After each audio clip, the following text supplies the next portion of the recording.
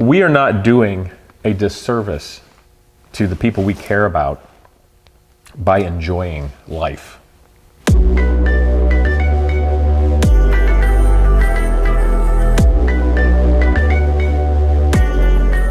What's up, people? Today, let's talk about something serious. So serious it might be a downer, but I will try to keep this inspirational for the future. But today, it's all about motorcycles. Namely, how, frankly, dangerous they actually are. And why people still ride them. It's something that no one talks about, frankly. How they feel, what it's all about, and it's just something that we just kind of turn a blind eye toward. But thousands of people all around the world in America still choose to ride motorcycles. And I guess the question comes down to why? Because we all know they're dangerous.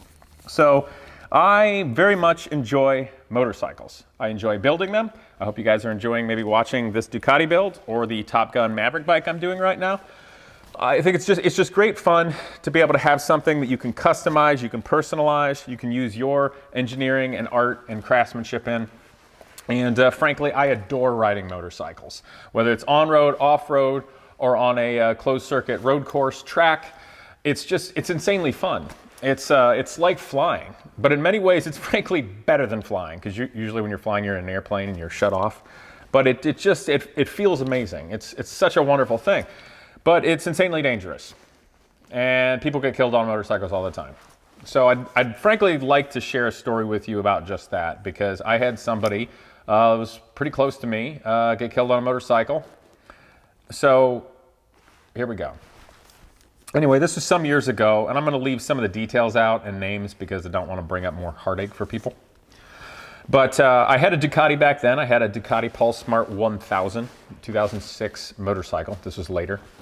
And I was a young guy, nice guy, into engineering, very smart. I think he had a Triumph sport bike of some kind. And he had an amazing life ahead of him. He was just a quality young person. And we're hanging out, new friends, and I rode my motorcycle down to go see him at his apartment. We were hanging out, and we were going to go ride out by the airport and just kind of watch planes land and hang out, maybe go get a Coke or something after that, and just have a good time. So we're hanging out that evening, and we're going to take off, and his lights were glitching. He was having some issue with the electronics on it. I'm sure English car guys will make a joke about his Triumph, but that was the issue. So we, of course, we're not going to ride like that at night. And he was fiddling with it. We were having a good time, just hanging out, and we didn't actually get it fixed that evening, so we just hung out. And later I ended up leaving on my Ducati, no big deal, just rode home, had a nice night, and that was that. And I didn't talk to him the next day. You know, it wasn't that unusual. I didn't talk to him that often. But the day after that, I'm trying to remember when it was. I think it was in the morning. Got an email from some people he worked with that I was part of a group, getting an email simply that the next evening he was on his way to go work on something, and someone turned left in front of him and he got killed riding his motorcycle. You know, I never had that kind of news as a younger person at that time in my life. You know, I have not served in active war zones. I am not a police officer, and I generally try to stay around places where people aren't often at mortal risk in normal life. I do and have raced cars and motorcycles in the past and enjoy airplanes, but you make very calculated risks and smart decisions. And even if something could be dangerous, you stay away from that.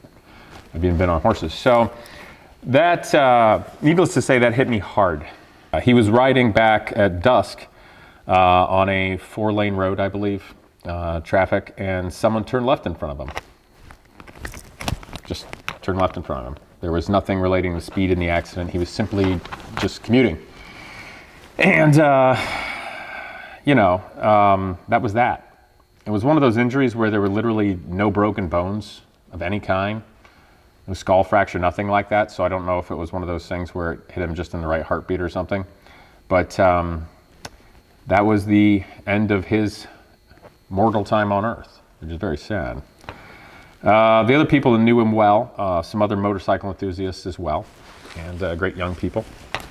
We went out a couple of days after that together as just kind of a celebration of his life. And, we were sad, but we had a great time. We had a fair amount of drinks, and of course, good designated drivers.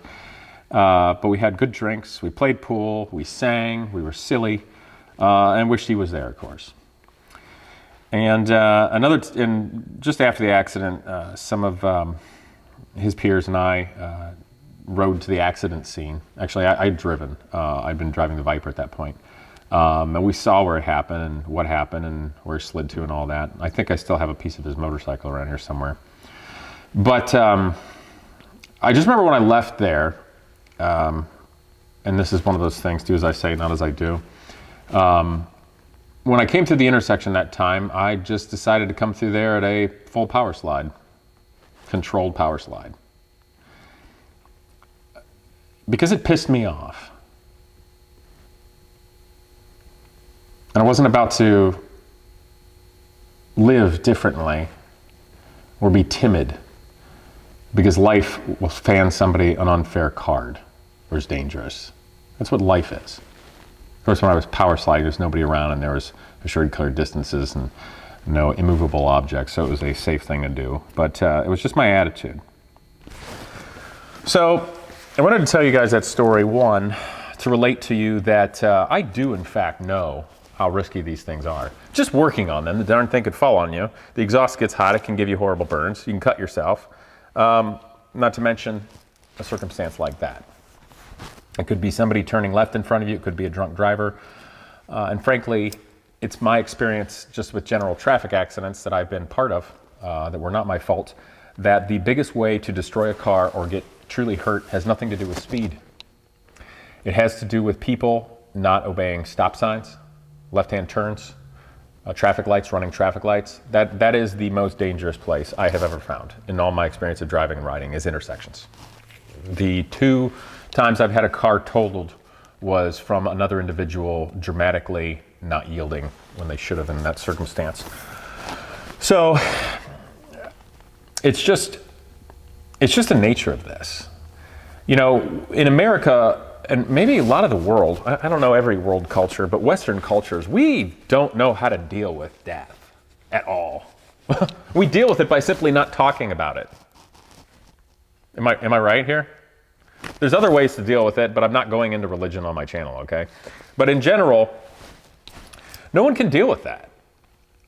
So it's funny because motorcycles exist and we can ride them, and it's an accepted thing all across the United States, while people are freaking out about nitpicking little things on a car, and putting all kinds of Band-Aids on it to try to make it safer, but we're not just making more educated and talented drivers, which frankly is the best way to make the road safe. If people were more educated, alert, and talented drivers in that regard, we would be so much safer in general. But with regard to a motorcycle, I'm well aware of the risk. And to give you an example of what I think that risk is on the street driving a motorcycle, depending on the city or the location or countryside you're at, the first time I ever took a motorcycle on a road racing track, I got out on the track and within 2 turns, this is for like a test or a practice, I thought to myself, what was I worried about? This is so safe. There's no oncoming traffic. There's no traffic. It's just me and a bike that's prepared by me on a track going around the same circuit, and then all I have to do is worry about other riders or myself making a mistake or mechanical failure. Not to mention the fact that I'm wearing great safety gear. I could come off the bike at a high side at 120, if that were going to happen, and probably slide indefinitely until you hit something. Sometimes the worst injuries road racing a motorcycle in a track that is safer is that you slide a long way, and if you hit like one of those soft curbings on the edge of a turn, you might like get a big bruise where you hit that or something. Of course, motorcycle racing is dangerous too. But the point I'm making is that if one is to enjoy a motorcycle, or for that matter, any car, bicycles are crazy dangerous on the road too. I will ride a motorcycle. I do not ride bicycles on a road. I don't. I simply don't, okay? When I was a kid, and even now, if I'm riding a bicycle around this, the streets are going to be residential with no one's in them, or I go off-road mountain bike somewhere, or I'll ride on the sidewalk. And to be perfectly honest, you're not supposed to ride bicycles on the sidewalk. I've never gotten in trouble for it, and I'm very nice to pedestrians and such. But, you know, I don't want to ride a bicycle on the street because you may be going slower, but you can't even see the traffic coming up behind you. And all it takes is one person distracted to move over 2 feet and you're done. At least on a motorcycle, you're able to go with the flow of traffic and in some ways outperform the traffic. So if you need to accelerate to get out of a dangerous situation or positioning, you have that ability. Of course, the danger with the motorcycle is the speeds are much higher than a bicycle. So it's not the speed that'll get you, it's the sudden stop, as they say. So when I ride, I choose to do so under certain circumstances and conditions. It's not much different than a pilot. If you're a VFR pilot, visual flight requirements, you have certain requirements as to weather. And if you're flying different kinds of plane, whether that's a small light sport tail dragger or something bigger, you have circumstances of weather and wind and crosswind components that are safer than others. And there are times when you simply will not fly because the conditions are unsafe. There are times that I don't ride motorcycles. I prefer not to ride in the rain. It's not because that I can't, but the reason being is, especially in cities, when you come to the intersection, cities have a layer of grease and grime in the intersections. So the second that gets raining, it turns to ice. You lose your coefficient of friction on cleaner asphalt or concrete elsewhere. And you can go down like that. You just can. Even if you have a motorcycle with good ABS and stuff, your stopping distances go away. So I prefer not to ride in the rain. Obviously, snow is a no-go in general. But, you know, I'm also very mindful of other factors that you also can control as a young person, whether it's a sports car, motorcycle, etc. For instance, if it's a holiday, especially a notorious one for drinking, 4th of July, St. Patty's Day, etc., you really want to give consideration if it's Friday, Saturday night, or the morning, or when there might be more drunks out, okay? And don't ride then. You also have to think of congestion of areas.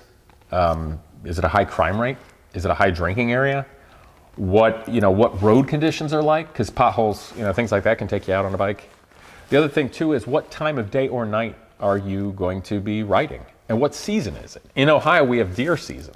So there's times of the year where deers are proliferating. They're just coming out and running all around and getting horny and crazy and you know what I mean?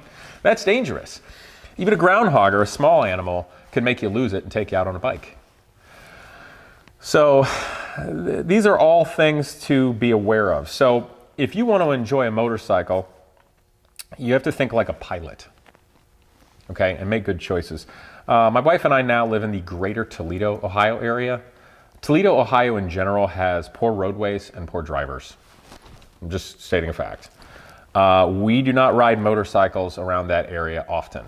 In fact, in the last number of years, I've ridden motorcycles a lot less than I did when I was in the greater Columbus area. Even though Columbus had much higher traffic, it had much better roadways, and a bit better drivers.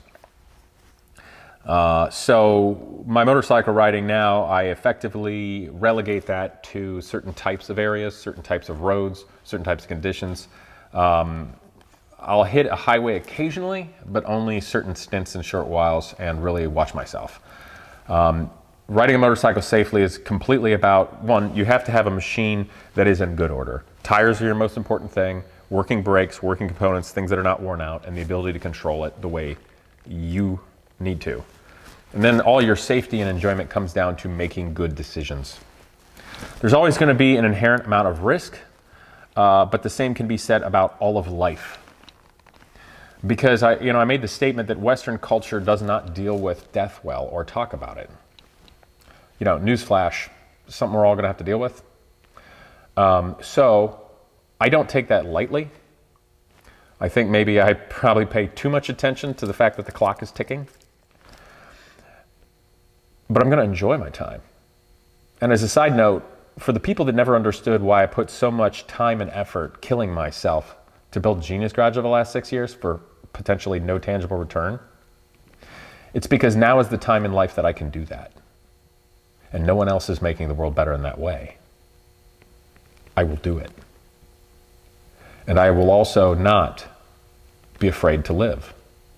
I'll make good decisions, good risk assessment, but I will enjoy flying in an airplane. I will enjoy riding a motorcycle. I will enjoy driving a sports car. I will enjoy riding a bicycle. I will enjoy riding a horse. Whatever it is, you can enjoy it, even if there's theoretical risk around it, because you make good decisions. If I'm in a circumstance and I'm not enjoying it, that's because the risk assessment is not going well, okay? It shouldn't be there, or there's something wrong. That's why I've had good experiences doing these things in general. You can mitigate and weigh. So I wanted to bring that up. With a motorcycle, make good choices. There'll be times where I wear minimal safety gear, maybe just an open face helmet and aviator glasses, because I'm riding in a place that doesn't require higher speeds or crazy performance, and I think that's an acceptable risk for that. It just is. Leather jackets, boots, etc. The fact of the matter is you can go crazy with safety gear, but if you're a terrible rider and you make terrible decisions, you're far more at risk than a good rider making good decisions in the good circumstances with no safety gear. It's true. It's the same reason why having educated drivers in America is the most critical and efficient way to make our roadways safer. It's true. It's pretty hard to get hurt if you don't have an accident. Know what I mean? So that's kind of that. I think you can tell I like things that go fast, and it's fun to go fast.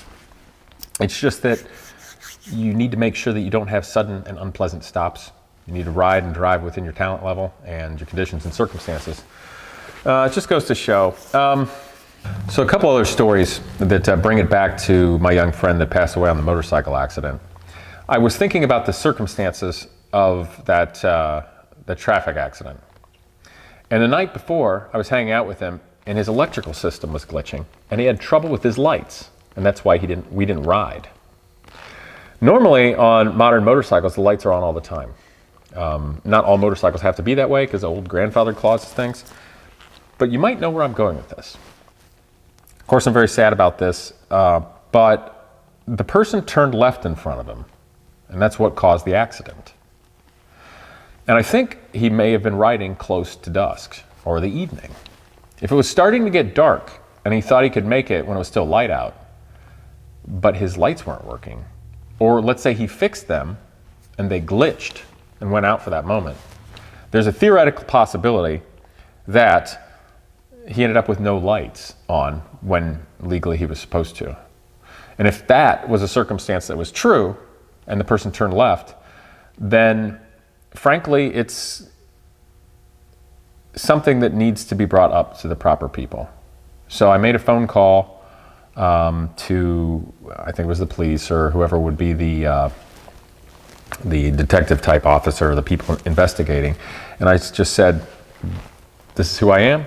This is my relationship with the person. This is what I saw the day before. I have absolutely no idea if this would be the circumstance. I don't believe that this person would make a decision that way.